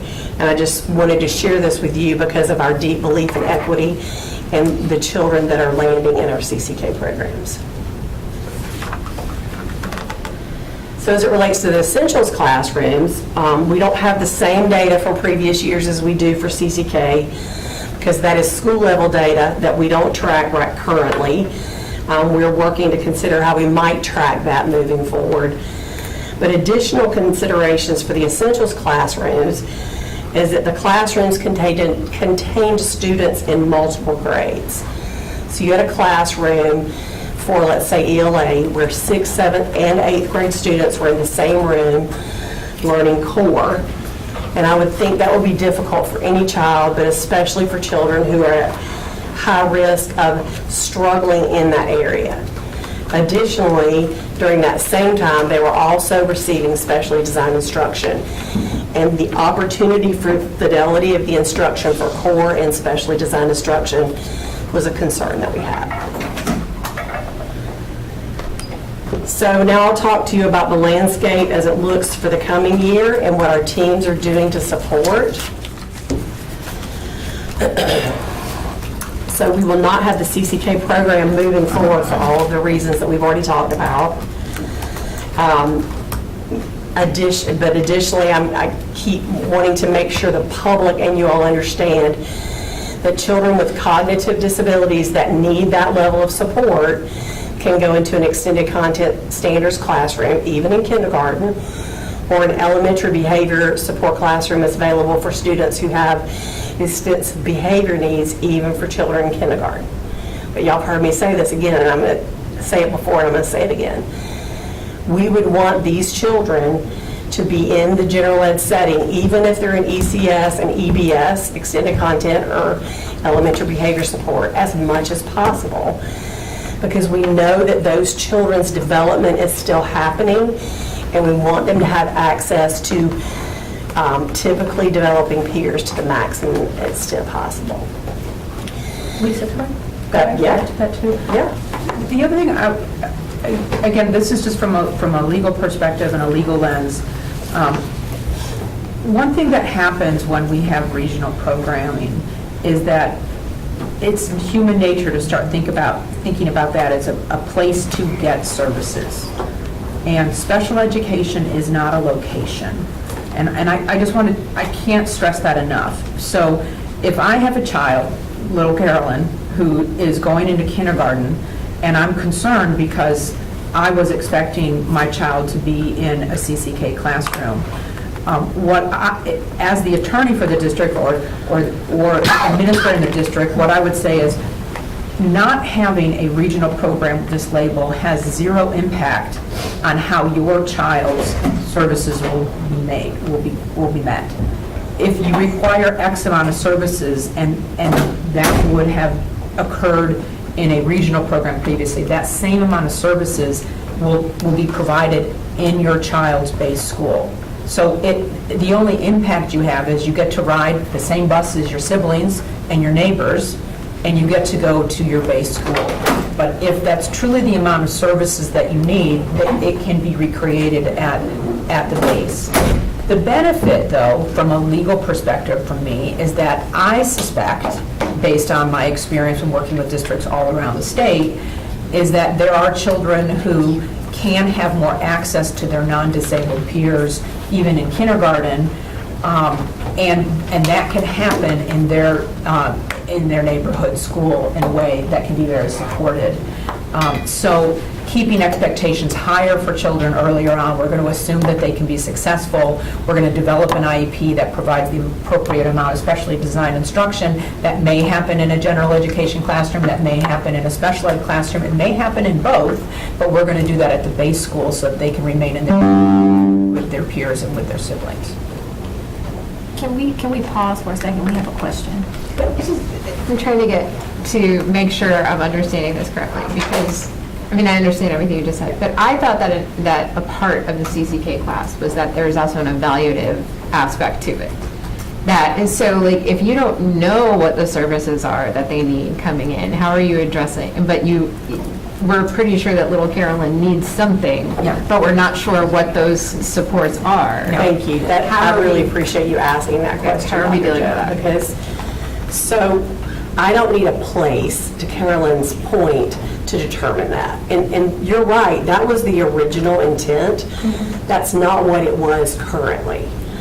And we don't need a CCK classroom to do that. We can do that, like Carolyn was talking about, in the classroom with the supports needed while we're doing the assessment. When we know more, we have an IEP meeting, we change the IEP. If we determine then that ECS is needed or that they just need more access to special ed settings, it's very fluid, and we don't need the CCK classroom in order to make that happen. So I appreciate you saying that, because the last bullet there was really to try to talk through that, and that question really brought up that whole situation, is that we don't need a CCK class in order to do further assessments. And I think from the legal lens, not talking about programming because that's not my job, but from the legal lens, when you look at least restrictive environment, we're not permitted to remove a child because we think they might need additional supports or because we don't know, right? There's only 3 times that the law, and this has been an evolving and, again, a dynamic area, but the courts only allow 3 times in which a student can be removed from their non-disabled peers. The first one is if we can demonstrate as a district that the child has no benefit from being with their non-disabled peers. Well, there's always a benefit. It might be social, whatever, but so that's not a realistic prong that really is a reason. The second time that you can remove a child, and this is for any portion of their day, for any portion of their services, you can remove them if the amount of benefit that is expected that they'll receive by remaining in the general education classroom is de minimis or very minor as compared to the expected gains that they would receive by being in a special education classroom. It's very hard to predict that when we haven't seen the child before. So we typically start, and we're required under the law to start in general ed with supports and then proceed to removal. And then the third time we can remove a child is if the child has behaviors that are interfering with their learning and that of others, even with appropriate supplemental aids and services. And we still, of course, have that support as well, but that's not something that you start with, like, I have concerns that my child's going to need behavioral support, so I'd like another classroom. We don't typically start there, but there are some children who would be able to get that in kindergarten, yeah. if that helps. Thank you. So, some of you have asked me how these students will be met, the needs will be met even with the changes. And I literally pulled this. This is a pre-K child rolling into kindergarten this year. This is the service section of their IEP. And just so y'all don't read these all the time. So it looks like communication, social, emotional, communication, social, emotional. The top two are what the child is currently receiving in kindergarten, no, in pre-K, sorry. And the bottom two are what they will receive this coming year in kindergarten. As I did a cursory look through this data, I was not able to find a child rolling into kindergarten that received extensive services that was not already being placed in a regional program, even without CCK. I'm not saying those aren't happening. What I am saying is even if they need 120, 180 minutes, we can support schools to be able to provide that in their least restrictive environment until such time as we decide as an IEP team that they need something more restrictive like ECS or EBS. And this is a great example, but also I just want to point out, this is an individual decision that the IEP team makes. It's not like you now have 80, therefore we're going to cut you back to 30. This is a review of how the child has done in pre-K and what we think they need in order to be successful on their communication skills going into kindergarten, and how much support do we need, and so that's what's driving that. So this is an example of a child who perhaps was very successful in pre-K, has made some gains with the level of support that they are receiving in communication. So the IEP team met and said, you know, we think we can do this, and we can continue to make good gains in that area with 30 minutes 3 times a week. And there may be others who stay at the 80-minute mark, but this particular student did. You can go ahead. So as it relates to essentials, we have taken away the name essentials just to reduce confusion. But middle schools will still have the ability to have small group instruction for ELA or math, as long as they have a duly certified teacher. What they can't do is do multiple grades anymore. They could have a 6th grade ELA small group, or 7th or 8th, same thing for math. They also, it wouldn't involve specially designed instruction, especially if it was, say, something like a child needs decoding. Well, we don't teach that in middle school, so that would be a separate setting to provide some intensive decoding support for that child. So we have and will continue to provide support for these changes. We've had several sessions training general ed kindergarten teachers.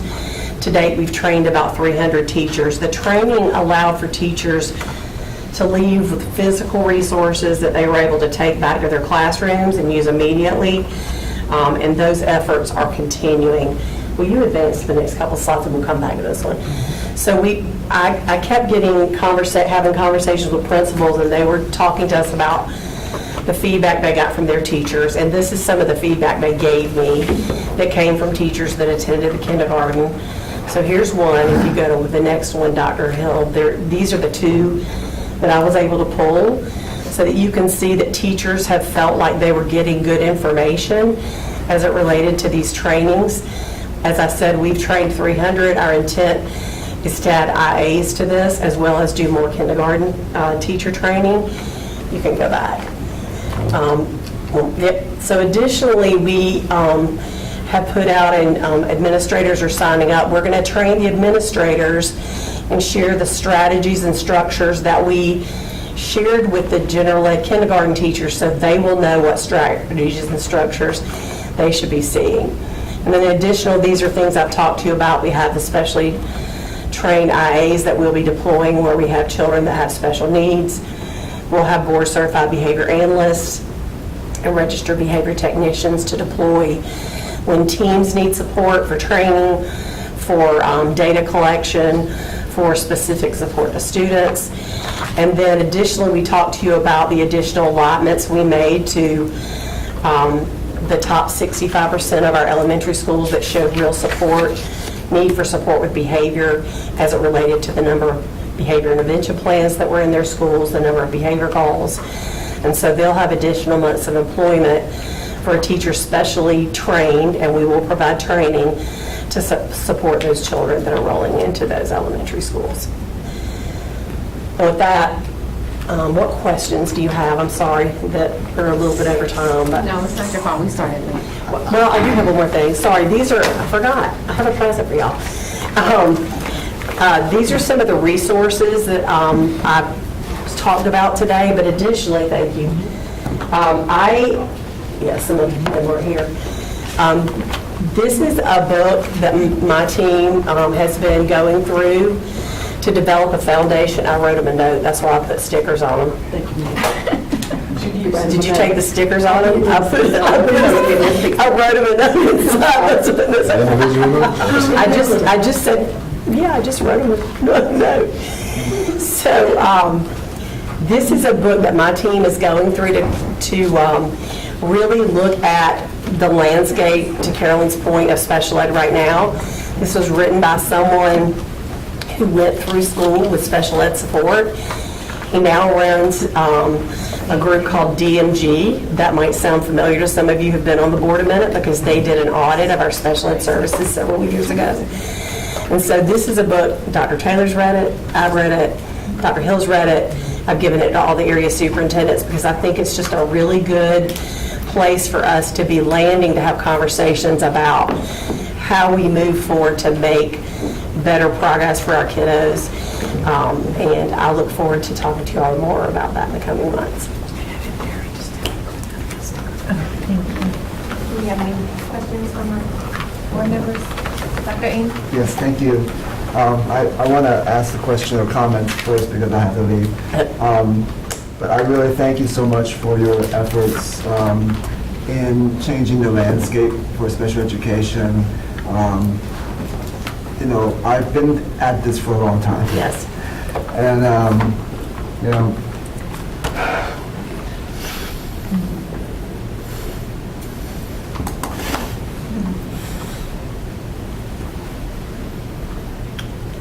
and my community has been fighting for this for a long time. And that means, there's been a cottage industry of advocates that come to IEPs to prove to the people evaluating that their child can actually handle it. And it's been a fight that, and a fight that we still need to keep on doing. And you're talking about the change in the way people perceive things. I mean, there was a whole movement to change even the language that we use, to the person-centered way of calling, instead of a person, instead of saying autism kid, a child with autism, because they're a child first. That's right. They're not defined by their diagnosis. They're defined by who created them, right? And so, I really thank you so much for all that you are doing, and I look forward to more educators really understanding this and not setting the kids aside in a paternalistic way. I know that everybody's well-meaning, but it is setting them in a place, it shouldn't be a place. It should be a program that we do, and we expect the highest possible outcome for our kids, and we should not just put them in a box right from the get-go. So I do appreciate that. Thank you. Thank you. I appreciate this. Thank you very much. I think this is an incredibly clear explanation. One thing I was wondering is, back to the slide where it's, and you don't have to go back to the slide, I'm just saying that slide where the possibilities of dual certification and the people who could get the 5-year, like, what would the benefits of that be if we don't have CCK anymore? Like, why are we encouraging teachers? So specifically for middle school, you could still do those middle school classes as long as they're duly certified. Gotcha. Additionally, what I said to principals when I talked to them about some of this, There's nothing to say that there are children who are not special ed but could benefit from a small setting. And so they could fill that class with children who need a smaller setting, whether they be special ed or regular ed. And that to me is even more of an advantage. Yeah. I guess this, And Dr. Jabbar, I'll add that some middle schools are already doing it. Yes. I've talked with principals. Yeah. While there's this belief that essentials is across the board, and the principals have told me, Doc, we already recognize what was needed, and they're already doing it. So I did want to add that. I guess my second question is kind of half a comment, half a question. So I'm thinking about especially the behavioral supports and about actually every single meeting we had, or every single presentation we had during this meeting. AI notwithstanding. The pandemic obviously had a huge impact on students and on adults that are raising our next students. And now we've doubled our absentee rate across the country, luckily not at Wake, but still significantly increased. I'm hearing from so many kindergarten teachers that they need way more behavior supports than ever. And we haven't significantly changed the curriculum, but when do we start looking at that? Like, when do we stop trying to fit the kid into the curriculum with more and more and more supports and start changing the curriculum to fit the kids we're actually looking at? Like, it doesn't, like, some of these might be entire population issues, just that we need Developmental issues. I think Yeah. is- Yeah, 100%. I mean, that. What you're speaking to, is that okay? Oh, you know what I was about to. Come join us You are- at KPI. What you're speaking to is core behavior. That's right. Yeah. And we've come a little ways in the last couple of years. We have a long way to go. But we are talking about how to, and we have a multitude of things to do here.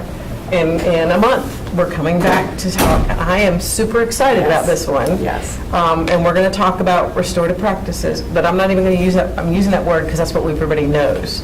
We're going to talk about restorative mindset, because what we're talking about is mindset change. And if we don't go to that, if we don't really talk about how do we change our approach to things, we're not really going to make change that is sustainable and long-lasting. But yes, we need, to your point, core practices that are, and right now, what we're putting out there is we want to make sure there's classroom management or an expectation. Have students been taught what's expected in the classroom every day, right? Do they know what's expected in the class, in the school environment, school-wide? Do they understand what the expectation is? How do I walk to the cafeteria? What happens when I go in the gym? Where do I sit in the cafeteria? Those kinds of things. Have they been taught that before they're expected to know that? And then explicit instruction in those soft skills that we call social emotional skills that help us to self-regulate. Like, do I have strategies for if I'm anxious? Do I know how to collaborate effectively with my peers? Those are things we need to be doing every day in every classroom across the board. It's not just a specialized setting. Right. And then when that's in place, it's a whole lot easier for us to have the last layer. That's right. And really target those children that need the help. But as we struggle through core and tier 2, it's, all of it has to be done. Yeah. The other piece of this, again, I have a narrow lens because I don't do the programming, but earlier this year, I was brought in to do some training in pre-K about least restrictive environment, and there really is a mind shift happening in the area of the law, but also in pre-K in particular, because there are settings in pre-K with a high level where it's just self-contained, and they're really trying hard to work on certain skills. Helping them understand that that doesn't dictate the amount of services you get in kindergarten. You're giving that amount of supports in pre-K to hopefully get them ready for standard kindergarten. And so understanding that the least restrictive environment, even as you enter into kindergarten, starts with, we're assuming we're getting you ready for the general education classroom. We develop that IEP with that in mind, with the services, and then we only remove in those instances in which we feel you can't be successful. And that might be behavioral, it might be educational, it might be a number of things, but that kind of helping them understand it, like that doesn't dictate how much time you get going in, and I think that's been very helpful just in terms of even what's happening in the pre-K classroom itself.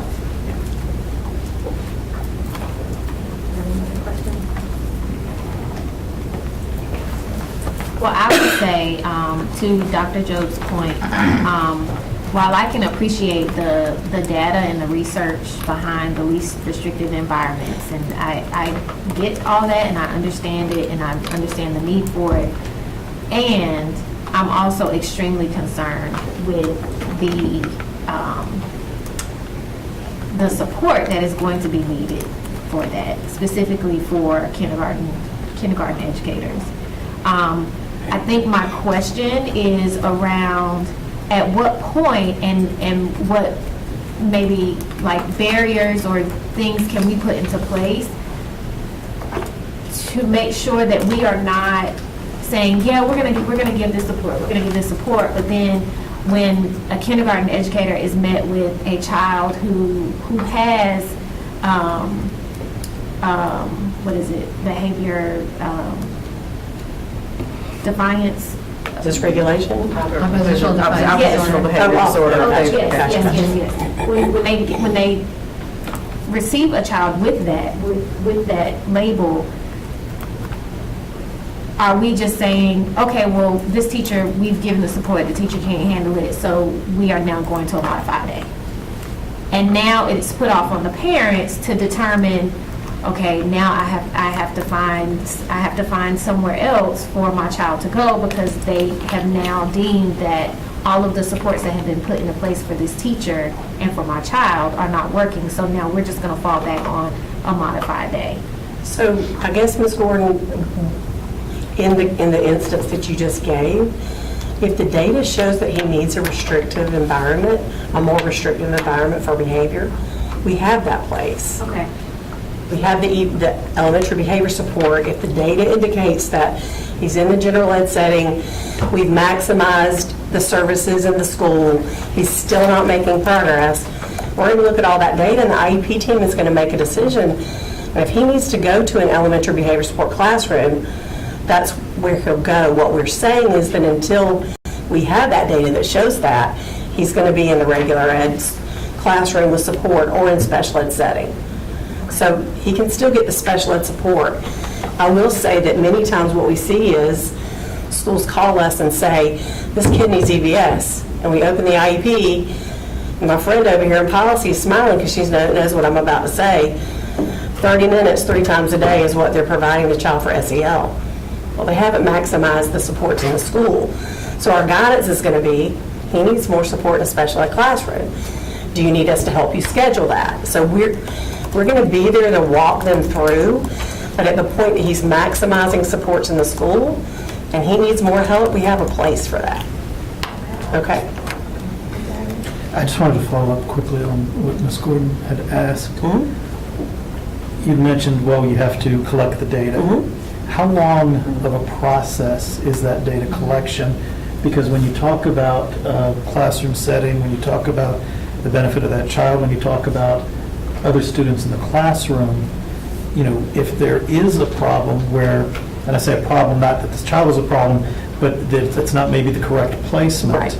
How long are they in that situation before you can say you have fulfilled the data collection requirement? That's a tricky question, because it's very fact specific. I'm going to jump in there. Thank you. A lot of people love to ask that question. Yeah, I mean, it's a really hard question. There's a lot to balance. I mean, I will say this too, again, I think there's 100 to 110 children in CCK this year, so we're talking about a small population. CCK aside, there are a number, kindergarten is a very challenging grade to teach because there are many, many children who come in having never been to preschool before. They don't know how to be a student. No one's ever showed them. They've never held a book. They've never had to follow directions. So it's really, really challenging. So that's where Ms. Woodson comes in, right? Because you've got to talk about how do you get a good management there. So yes, there are behavioral issues that happen in kindergarten. They're happening now. You're hearing from teachers who are struggling with that. I think these 2 ladies know that and provide that support. But we can't jump a student from being not in the program not even being EC, to being in EC, and all of a sudden we're moving into another classroom, where there does need to be a progression of supports that are put in place and interventions that are put in place to help that child integrate. And what those supports are is any number of things. But I don't know that I'm comfortable saying that takes a certain amount of time. Yeah. Well, if there's no answer to the amount of time, could you give us a reasonable expectation? Does data collection take 30 days? Does it take 3 months? Does it take a school year? So again, that's going to depend on the child. Typically, on average. I don't know on average. It could be that the data takes a quarter, and that's sufficient to know that, what, this is not going to work. More frequently, it's that the child does make some stabilization. It may not be as much progress as what the classroom teacher would like, but making progress, and you got to re-meet. And so once you have a behavior plan in place, the practice is typically get that behavior plan in place, and then you meet again in 4 to 6 weeks, and if they're the data can then drive, are they making progress on that? Do we need to change it? Do we need to modify that? Do they need additional supports? And then if they're making progress, you meet again in 4 to 6 weeks, and you determine whether there's progress. If you've done that a couple of times, or 2 or 3 times, and not only are they not making progress, but they're going the wrong direction, and this is clear, then that's the time to change it. But again, that's not every time. Sometimes it's quicker than that, and sometimes it balances out. And I guess one of the things I would want to add to that is, additional to that, sometimes we get children that walk in kindergarten and have never been in any kind of setting before. They're not identified as anything, and then it takes even longer because we have to get them identified before we can give them the support. But what I want you all to understand is all those things that I talked to you about, where we have the IAs that are going to be specially trained, and the board certified behavior analysts, and the registered behavior technicians, they're going to go into those classrooms where we have those children that are really struggling to provide additional support even before the EBS classrooms. I just want you to know there's support when they're not in a separate setting, but there's also going to be support of the separate setting. So I'm sorry, I didn't mean to interrupt you. I'm going to have the last comment because I know that we are about 20 minutes over time, but this is very good conversation for us and for the public, and so I hope that we'll have another opportunity to have more conversations like this. Thank you. Go ahead, Ms. Ann. It gives me concern to Mr. Haggerty's question, and you just said, and I know you're talking anecdotally, right, and hypothetically, but if it's 4 to 6 weeks and there's 3 check-ins, meaning 4 to 6 weeks and then another 4 to 6 weeks and then another 4 to 6 weeks, especially if the child is not making improvements, that is 3 months, like minimum, while perhaps, other children in the classroom are being impacted, the teacher is certainly going to be impacted, and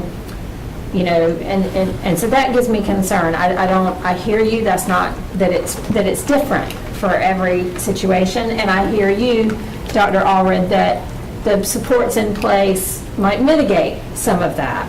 But that's a long time if that's sort of the average check-in. If it's going in the wrong direction, if we're doing all these things and it's going in the wrong direction, we're not going to have it going in the wrong direction for 3 months. Okay.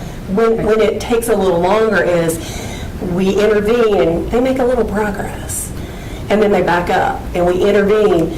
But if we're intervening and they're going this way, we're making different decisions. So yeah. All right, thank you.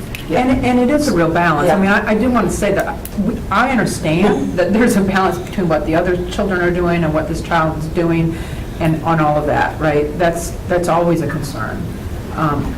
And we have an obligation to this child to do what we can to help them stabilize so that they can have access to their non-disabled peers. And if we move too quickly, then that's making assumptions about their capacity to learn and grow.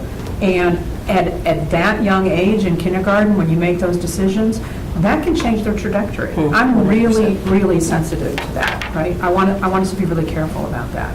Thank you.